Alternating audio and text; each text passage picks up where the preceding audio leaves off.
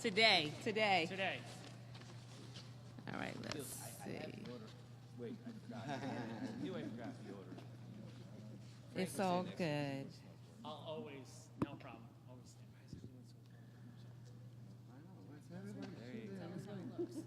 Mayor, I think you're making him very nervous. They're so far. Let me just put okay. I think we're ready to roll. Are we good? Everybody's here. So good morning, and thank you all so very much for being here. I have a whole host of colleagues and partners standing with me that I would like to acknowledge. And starting out, I want to thank my colleague in government, our county executive, Dan McCoy, for being here. Thank you so much. Thank you, Mayor. From our city leadership, we have our Commissioner of DGS, Commissioner Sergio Panunzio. We also have our Executive Deputy Commissioner, Frank Zioli. We have our Acting Commissioner of Water for the Water Department, Bill Simcoe. We have our Fire Chief, Chief Joseph Gregory. And we also have, representing our Albany Police Department, we have Melissa Morey. From our Codes Department, we have our new Director, Valerie Scott. And we have some of our community partners. National Grid is represented, and we have Jim Salango. And from CDTA, we have the CEO, Frank Anacaro. I wanted to make sure I got that right, and I hope I got that right. I also want to thank our city employees who are here and represented. Our employees, as well as our partners, are already working to ensure that we are keeping the residents in the city of Albany safe, and that's a very important thing to note, especially given some of the concerns that have been raised. We've received calls to City Hall about the upcoming inclement weather, and so proactively, we all are here to send a clear message to our residents that the city of Albany is ready. And so we want people to stay calm and know that our city government is here to work for them, county government is here to work for them, and all of our partners are already prepping and planning to keep people safe. This weekend, the Northeast is gearing up for our first true winter weather event of the season, and thanks to the hardworking people behind me and on the ground, our workforce, we are prioritizing public safety. Here in Albany, we are expecting to experience really frigid temperatures as low as 25 degrees below zero. These are extremely dangerous temperatures for all of our residents, including our most vulnerable, as well as our pets. In addition to the extreme frigid and cold temperatures, we are expecting significant snowfall and accumulation starting Sunday and lasting overnight into Monday. Just to give an idea of what we anticipate the snow will start Sunday at around 10 a.m. And this snow will end, the snowfall will end roughly, we're thinking Monday at 6 p.m. based on the data and the information that we have been receiving. What we want residents to know is that this will be a long duration of snowfall, and so this will not be heavy snow at one point in time. And so for some of our residents who are panicking, thinking that we're going to have a heavy snowfall, what we have come to learn and understand is that this will be a long duration of light snow, but this snowfall will hit its peak around 6 to 7 p.m. on Sunday. So we want residents to be mindful that Sunday we anticipate snowfall hitting its peak. It could accumulate an inch an hour, and we are looking at 10.5 to 18 inches of snow before it's all done. So that's a lot of snow. And in that, we want our residents to take precaution. We are asking residents, if possible, please stay indoors unless you have to go out. This is the time to get your milk, your eggs, your bread. But please avoid, if you can, being out, especially during those peak hours. We are also asking some of the drivers, if you don't have to commute, please stay off the roads if you can. And if you must travel, please take extreme precaution. Make sure you are dressed in layers. And also, if you are traveling, make sure you have blankets in the car. And be mindful of your pets, bringing pets inside under these extreme temperatures. We have received information that will be available on our city website from some of our community partners, from organizations like Hattis and RISE. Those organizations work with our most vulnerable, our immigrant and refugee communities. For some of them, this will be their first snow, and we want them to be equipped and prepared to deal with an Albany winter, and as well as our unhoused community during these very difficult times when we have extreme weather. I am always thinking about our homeless population, and so we will have information about how to ensure that we're keeping our most vulnerable safe. With that, I am going to call up Commissioner Sergio Pronunzio to talk about how DGS is preparing for the weather. Thank you, Mayor. Thank you, everyone, for being here. This is going to be our first significant snowfall of the year, so we want to be assuring our public that we are ready. We already started working, believe it or not, on Wednesday, started preparing our vehicles, our fleet, and also we started pre-treating our roads, so all of our roads are pre-treated for the expectation of the snowstorm. We have activated our inclement weather procedure, which will begin on Sunday at 7 a.m. Our department will be fully staffed and ready to go. As the mayor pointed out, 10 a.m. is an expected arrival of the first flurries. We have about 64 pieces of equipment. That's not including our contractors. That's only ourselves, which is a good number, which is about 98% of our fleet is ready to go. We're waiting for 2 trucks to be ready by this afternoon or early tomorrow morning, so we'll have 100% of our fleet ready to go. We have several also contractors deployed as well to cover the entire city. Every neighborhood will have at least 2 plows and a piece of heavy equipment. The entire city will be covering combination contractors and city trucks. We focus on the primary road. That's what our snow plan. And that's a plan that's created in cooperation with all the agencies that are here, our partners, including the hospitals and including parking authority. We identified primary roads, secondary roads, and tertiary roads. So our goal throughout the peak of the storm is to maintain the primary roads open. That's so an emergency vehicle could get someone in an emergency. Fire engine could go down at least 1 block away from the emergency. The secondary roads are those that connect to primary roads, and then we do the tertiary roads, and then every other road in town. So your road will be done. It might not be done in a sequence that you will like, but it is, our sequence is designed with our partners to make sure public safety is prioritized. We also have a forecast is looking to storm accumulating, as the mayor said, with sometimes around overnight to be an inch an hour, so that's significant. That hinders our visibility and our operations a little bit. We ask our residents to stay off the road. We ask our residents to talk to each other. If you have a driveway, if you can place your vehicle into your neighborhood's driveway to get it off the street, that would help us tremendously.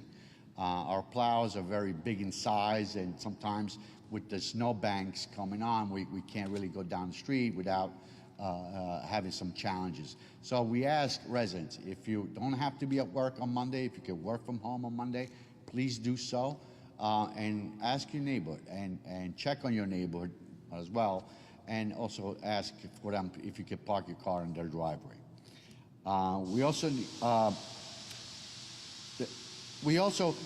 We don't expect to call an emergency snow operations. However, we will do that and we will reassess after the storm. In Albany, it is a tradition that we wait for the storm to end. That's when we reassess our conditions, and then we'll call for a snow emergency. But if you're interested in how to discover that, you can always look at the city website, as the mayor said, or also call 518-476-SNOW, our snow hotline, so that you could be updated when there's no emergency. After a storm, we'll focus on cleaning our parks and city residents. But I'm asking every resident to be patient. Every road is going to be done. It's going to be, as the mayor said, a long stretching storm. Our sanitation crews will be out there on Monday.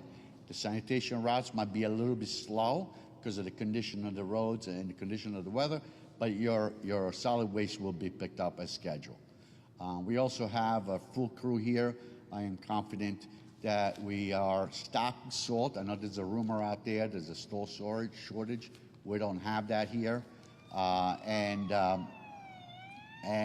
We will continue to work and monitor the storm as it progresses or regresses, as we said. Thank you, Mayor, for the opportunity to inform our residents. We ask you to be patient. Your street will be done on a sequence, and also your garbage will be picked up on Monday as scheduled. So might be a little slow. Also, I want to preempt that there will be piles on corners. We know that, especially for the amount of snow that we're receiving. We are planning, after the snowstorm ends, to remove that to make accessibility available for a cross. But there might be 1 or 2 days delay, or as we go through the thing, but we will clean out those mounds as we go. We definitely don't want them to be ice. And thank you very much. Thank you all, partners. And God bless. Thank you. Thank you, Commissioner. I just want to acknowledge we have Valerie from our codes department, but just to make the point that in the event our residents are experiencing issues with their heat not working in their apartments, and they're working with landlords and the issue is not rectified, we would like for residents to contact the non-emergency number. That's 438-4000, again, 438-4000. We want to avoid residents using the stove to heat their apartments, so we ask that they contact that number if they're having challenges with their heat. I'm now going to bring up our Acting Commissioner, Bill Simcoe, from our Water Department. Thank you, Mayor. So with this cold temperature, people need to be mindful about protecting their plumbing.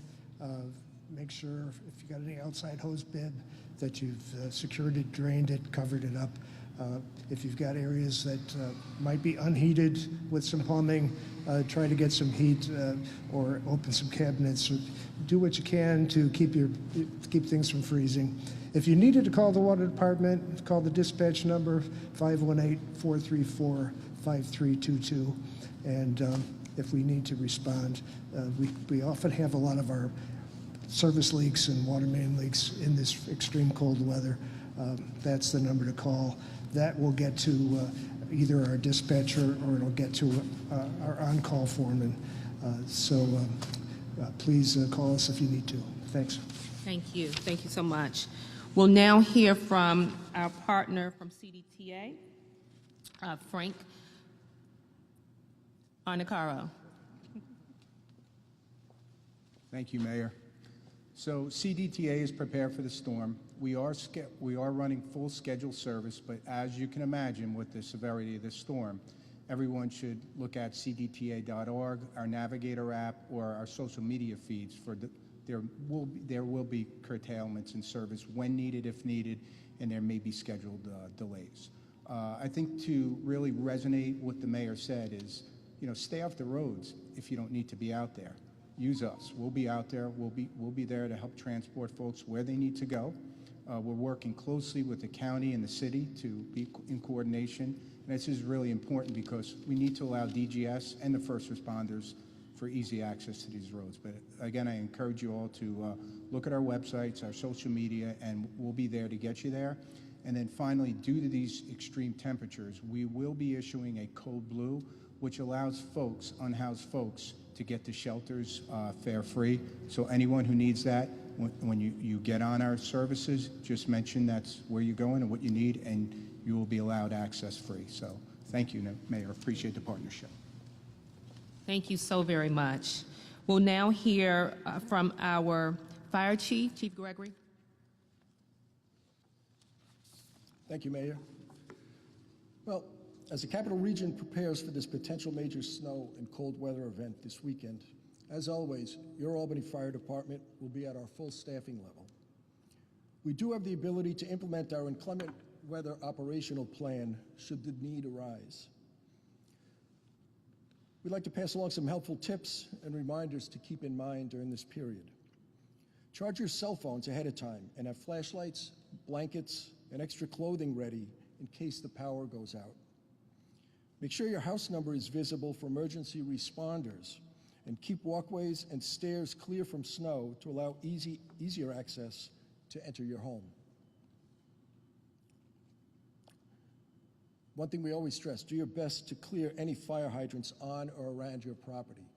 That helps our fire department initiate our operation in a timely manner. If using a space heater, move any flammable objects at least 3 feet away from the unit, and always turn the unit off when you leave the room.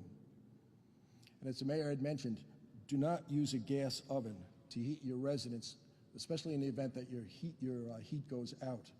This presents a significant carbon monoxide threat inside the residence. And this is a good time always pre-storm to check your smoke alarms and your carbon monoxide detectors.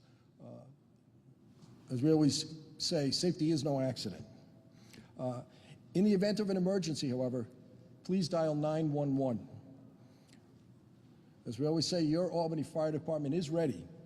So stay safe, everyone, and we'll be there if you need us. Thank you, Mayor. Next, we'll hear from our Deputy Chief from the Police Department, Melissa. Thank you, Mayor. Good morning. I am going to mirror Chief Gregory's message of public safety. We are a 24/7, 365-day-a-year operation, and there is no caveat for inclement weather.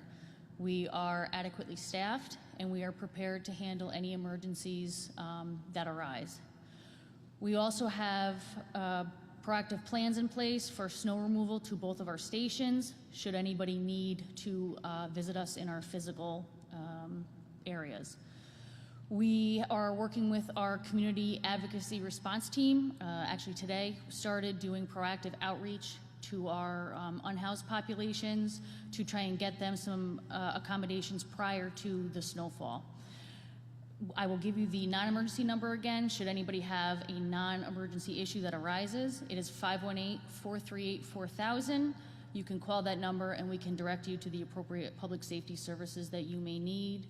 And as always, if anybody has an emergency that arises, utilize 911 and the police department will be ready to serve you in any public safety capacity that you may need. Thank you. Thank you. So a few additional resources from the county before I bring up our county executive, and thank you for your partnership.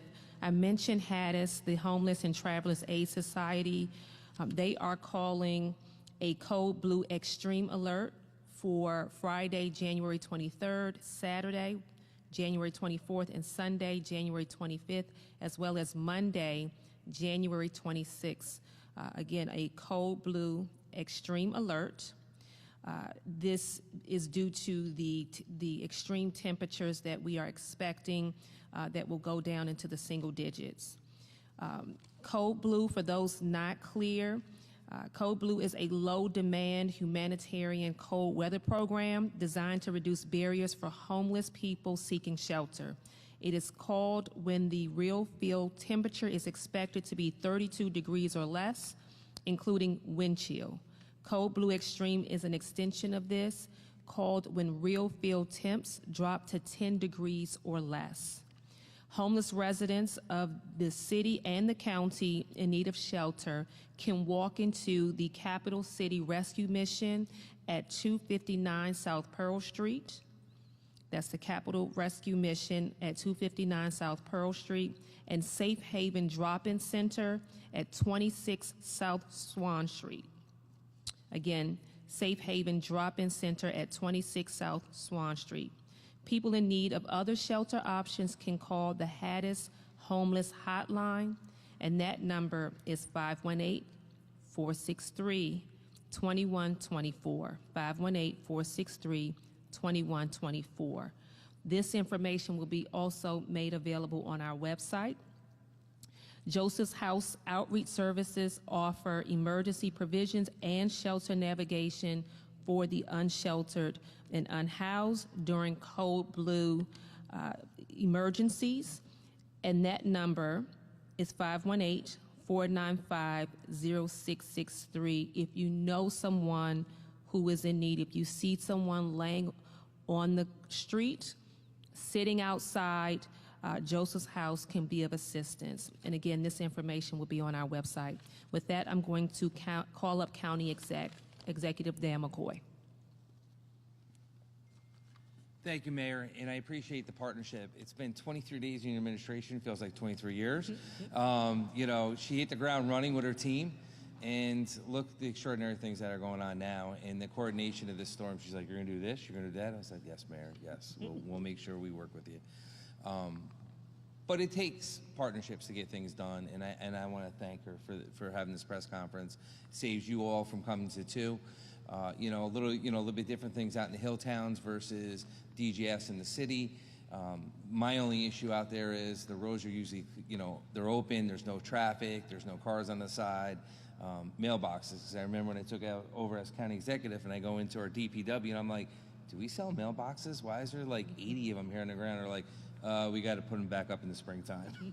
So we hit a lot of mailboxes. That being said, though, I mean, the city's a little bit trickier. They got small streets, cars on both sides, so people, be patient, be kind.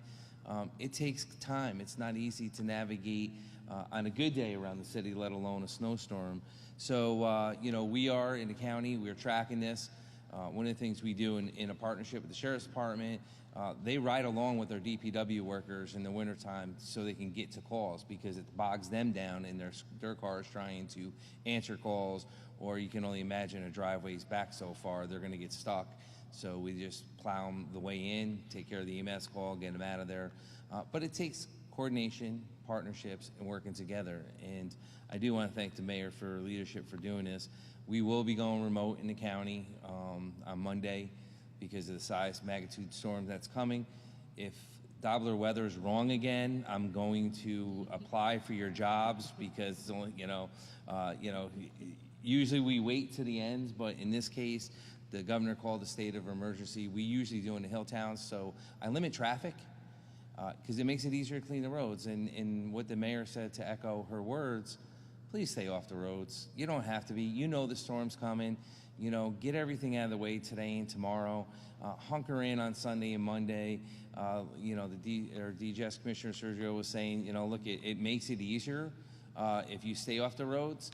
And, you know, look, we'll get through this. You got to be patient, and you know, you got, like the chief said, you got calls. They have to do EMS and get there. We have essential workers. It's not our first rodeo, like everything else. So we send our DGS workers from our nursing home to pick workers up, because we can't shut the nursing home down. We can't shut the sewer district down, just like police and fire, 911, dispatchers. They have to show up, and they need to be relieved. So in the coordination to try to make it easy to identify things, help us, help you, because at the end of the day, the better you cooperate with us and stay out of the way of the men and women doing their job out there, the easier we can get through this, clean it up, and get everything back opened again so you can come out and enjoy the great sleigh riding, which, you know, the DGS commissioner will take you on at Lincoln Park with his little alarm going, because, you know, we always say in the fire service and police, they all want to be police and fire. Thank you.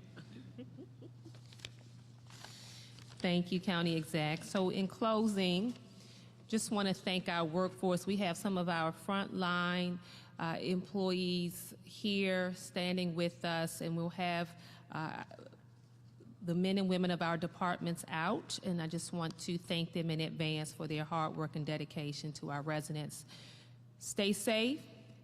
The City of Albany is prepared, is ready, and we will be working extremely hard to keep everyone safe. We'll now take questions from the media. I have two questions. Does any of your crackdown on like delinquent landlords apply here? You know, keeping their sidewalks clear. I know like C-Click Fix is filled with people commenting about ice problems on sidewalks and how landlords or residents aren't clearing them. Sorry, can I speak on that?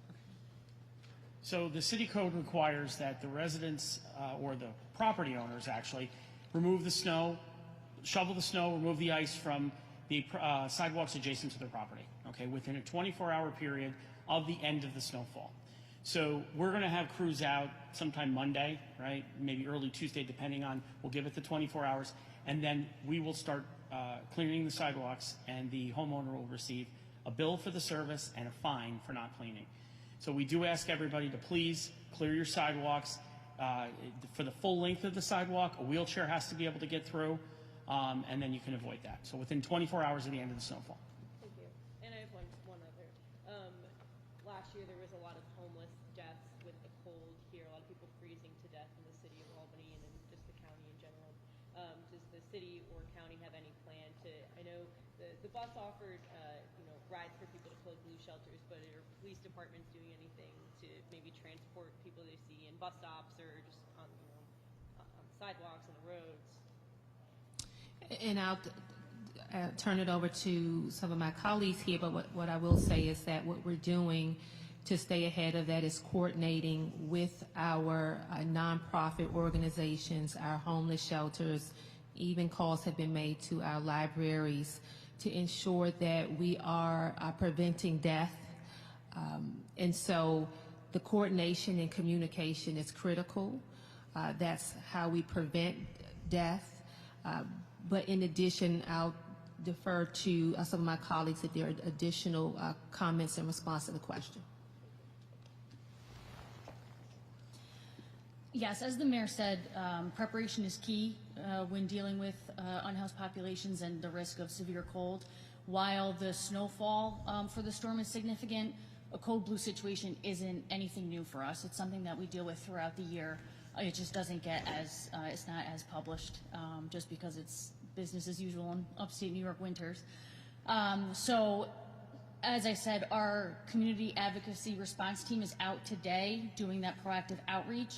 If anybody has a specific person that they are concerned about, I would suggest that they call. I would ask them to call and do that proactive outreach now so that they can get a plan in place knowing that this is going to be something that they're going to have to deal with.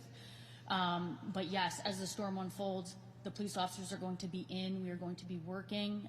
So it is business as usual, and we will evaluate any condition as it arises, and anybody that we see throughout the weekend, we're certainly going to ensure that they are safe throughout the storm. Thank you. Thank you. And I just want to emphasize some points that were already made. CDTA, free rides to our unhoused neighbors who need to get to shelters as a point of transportation, and then also Joseph's House Outreach Services. They offer navigation services to someone who may be homeless who needs to get to a shelter. So acknowledging, in addition to what's been said, there are other community partners who have systems in place that can help our unhoused neighbors. Hi, Mayor. I was just going to ask, have you been in communication with nonprofits in the area to see if they'll have capacity for all these unhoused people? We have talked to our nonprofits not about capacity, but more so about what services they have in place, who should be contacted. To be honest with you, I think the need always outweighs the services that we have.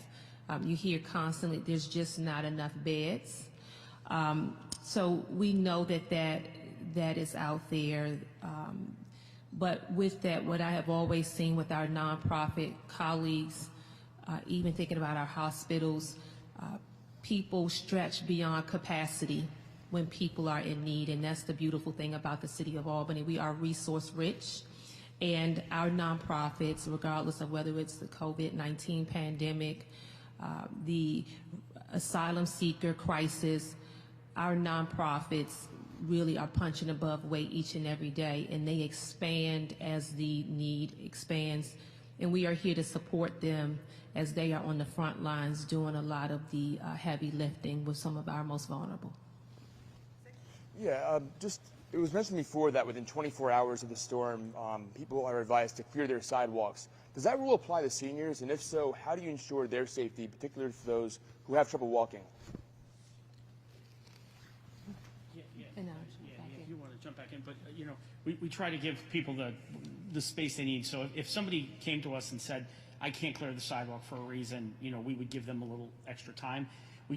But the whole idea is that you need safe passage for pedestrians, including people in wheelchairs and kids going to school. So, we will take that into consideration. But if there's other resources, we do ask them to reach out to some of the non-for-profits.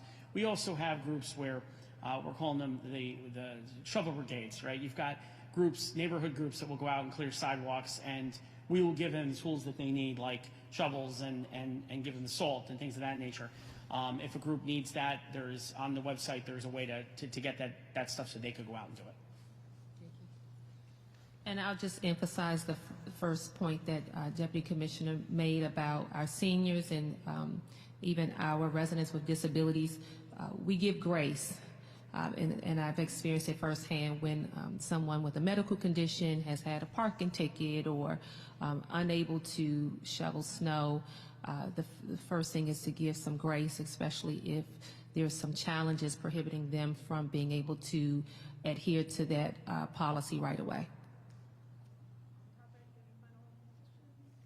I have one more, actually. Just how is the city and the county working just with the first responders just to ensure their safety when they're responding to emergency situations at this time? You want to take this? We give them the same advice that we give every other person.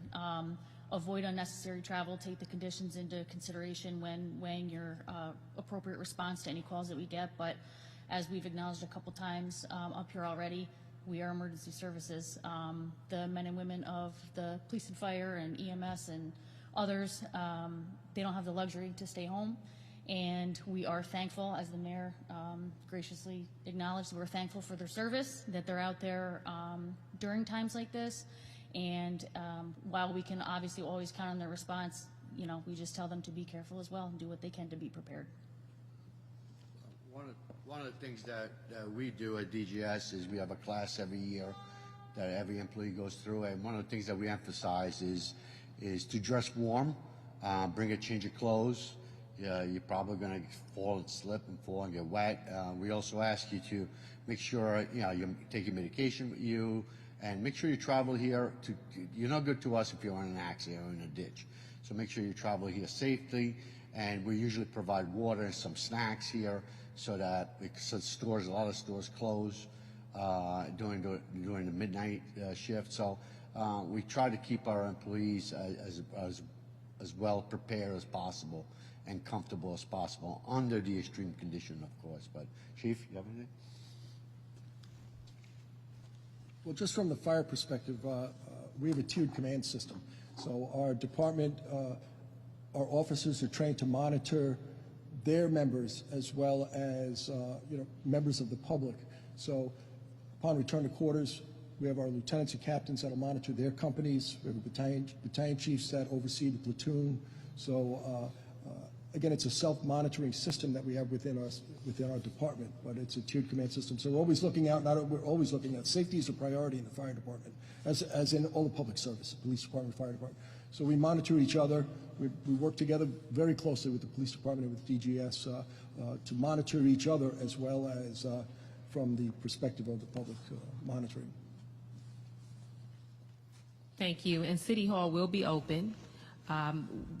For some of our employees who work in City Hall, we do allow flexible schedules in terms of work from home for those who can't get into the building. But City Hall will be open, taking into consideration some employees may not be able to get in, which is totally understandable given the circumstances. Other questions? With that, thank you all so very much. I want to thank all of our partners here, and we, I'm not going to say are looking forward to this weekend, but we are prepared for the weather ahead. So thank you again for being here.